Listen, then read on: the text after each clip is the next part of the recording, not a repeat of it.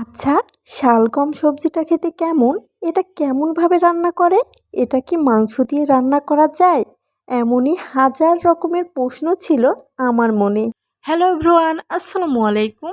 আজকে আমি শালগম দিয়ে সোনালী মুরগি রান্না করব। শালগম নিয়ে নিলাম, এবার এগুলোকে সুন্দরভাবে বড় বড় পিস করে কেটে নিলাম। এবার আমি কিছু মশলা একসাথে মিক্স করে নেব। আসলে আমি কেন প্রফেশনাল রাঁধুনি নয়, আমি যেমনভাবে রান্না করি সেটাই আপনাদের সাথে শেয়ার করছি, এটাই আর কি। তো এখানে কিছু মশলা মানে যা যা তরকারিতে লাগে আর কি সব মশলা একসাথে নিয়ে নিলাম। দেন এই যে এখানে রেডি। এখানে সোনালী মুরগি, তারপর মশলা, পেঁয়াজ কুচি, শালগম, দেন সব কিছু একসাথে আমি রেডি করে নিয়েছি। এবার এগুলো রান্না করার পালা। তো আমি এখানে চুলাতে প্রথমে প্যান বসিয়ে নিচ্ছি। এবার এখানে তেল দিব। তেল দেওয়ার পরে তেলটা গরম হলে প্রথমে আমি শালগমটা ভালোভাবে ভেজে নেব। জীবনে ফার্স্ট টাইম আমি এটা রান্না করছি। আমি জানি না কেমনভাবে রান্না করে বা খেতে কেমন হয় সেটাও আমি জানি না। তো সম্পূর্ণ জ্ঞানে নিজের বুদ্ধিতে আমি এটা রান্না করছি আজকে।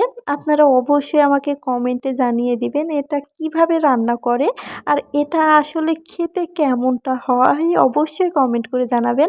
তো ভাজা শেষ, তারপর তেলের মধ্যে আমি এলাচ, তারপর হচ্ছে দারচিনি, এগুলো দিয়ে সুন্দরভাবে 30 সেকেন্ডের মতো ভেজে নেব যেন ফ্লেভারটা ভালো আসে মাংসের। তারপরে এখানে পেঁয়াজ কুচি দিয়ে দিলাম। পেঁয়াজ কুচিটা যখন হচ্ছে বাদামি কালার হয়ে যাবে তখন তার ভেতরে একটু আমি জিরা দিয়ে দিব, কাঁচা জিরা। তো কাঁচা জিরাটা দেওয়ার পরে তারপর মশলাটা সুন্দরভাবে দিয়ে দেব। মশলা দিয়ে অনেকক্ষণ ধরে মশলাটা কষাতে হবে, কারণ মশলাটার উপরই নির্ভর করে তরকারিটা কেমন হবে, খারাপ হবে না ভালো হবে। সব সময় আমি চেষ্টা করি মশলাটা ভালোভাবে কষিয়ে রান্না করার।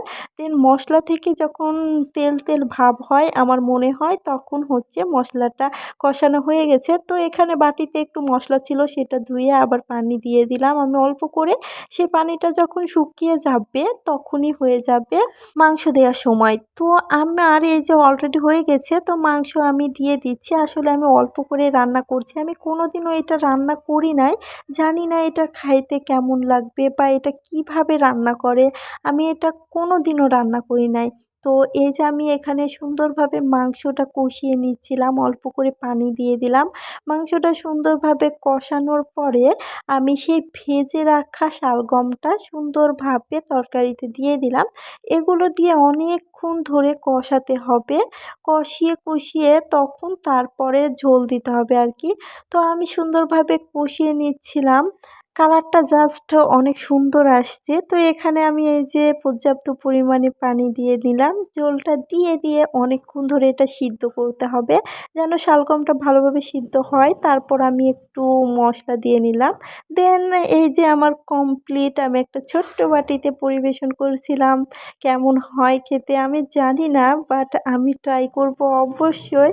আর আপনারাও অবশ্যই কমেন্ট করে আমাকে জানাবেন যে ঠিক এমনভাবেই কি এই শালগমটা রান্না করে নাকি অন্য কোনো পদ্ধতি আছে।